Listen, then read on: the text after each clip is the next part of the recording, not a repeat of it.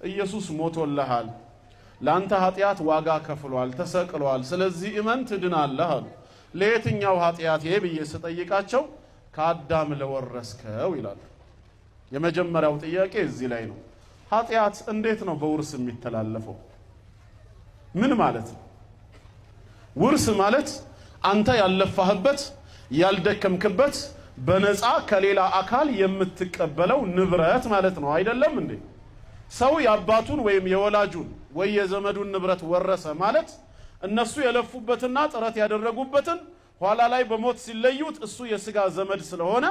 የቅርብ ሰው በመሆኑ የተወሰነ ድርሻ ውርስ ይሰጠዋል ወረሰ የሚባለው አንድ ሰው ራሱ ባለፋበት ባልጣረበት ነገር ላይ በሽታም ከሆነ ጄኔቲካል በሆነ መንገድ የአስም በሽታ ወይ በሌላ አይነት በሽታ ህመሙ ካለበት ሰው ወደ ጤነኛው በደም ወይ በሌላ መንገድ ይተላለፋል ወረሰ ይባላል የወረሰው አካል በዛ ነገር ላይ ግን የራሱ አስተዋጽኦ የለው የራሱ ድርሻ የለው የለፋበት የጣረበት የለም ከሌላ አካል በነፃ ነው የመጣው ሀብትም ይውረስ በሽታም ይውረስ ወይም ሌላ ነገር በጥቅሉ ውርስ የሚለው ቃል በነፃ ወዳንተ የሚተላለፍ ነገር ነው ይሄ ነው አይደል ትርጉሙ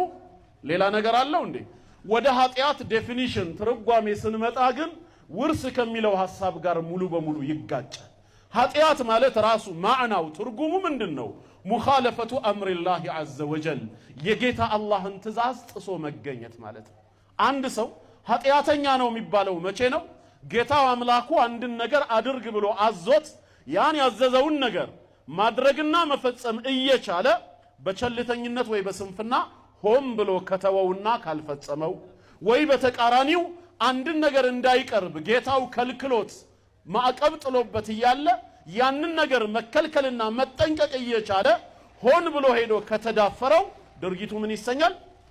ኃጢያት ይሰኛል ይሄ ማለት ምን ያሳየናል ኃጢያተኛ ነህ ተብለ ትከሰስ ዘንድ ምን ያስፈልጋል ህግን መጣስ ያስፈልጋል ህግን ለመጣስ ደግሞ ያንተ ነፃ ምርጫ ወሳኝ ነው ፈቅደህ ራስ ፈልገህ አድርግ የተባልከውን ሳታደርግ ከቀረ ወይም አታድርግ ተብለህ የተከለከልከውን ነገር ከተዳፈርክ ነው አይደለም ተግባረ ኃጢያት የሚባለው ራስ ሳትፈቅድ ራስ ሳትፈልግ ተገደህ ወይ በሌላ ኢንተርናል ወይ ኤክስተርናል ኃይል ጫና ደርሶብህ አላህ የማይፈልገው ነገር ላይ ብትጣል ስራ ኃጢያተኛ ይባላል እንዴ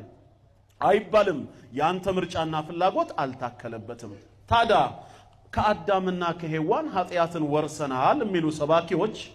አዳምና ሔዋን ኃጢያትን ለኛ ሲያወርሱን የዛኔ በወቅቱ እነሱ ለሰሩት ኃጢያት ነበርን እንደኛ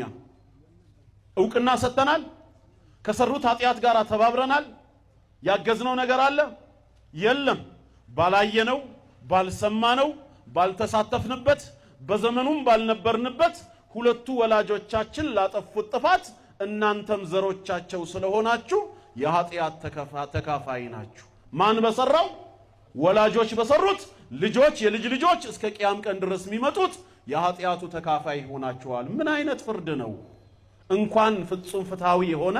ለባሮቹ ቸርና አዛኝ የሆነ አምላካችን ይቅርና